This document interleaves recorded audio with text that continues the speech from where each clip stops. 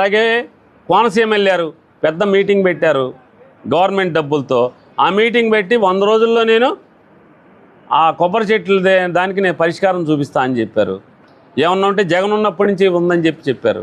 కాదయ్యా, జగన్ ఉన్నప్పటి నుంచి కాదయ్యా, చంద్రబాబు ఇంకా 14లో చంద్రబాబు ఉన్నప్పుడు మట్టి అమ్మేసుకున్నారు ఏటుగట్లే అప్పటి నుంచి అని చెప్పి మీ పార్టీ వాళ్ళే చెప్తున్నారు.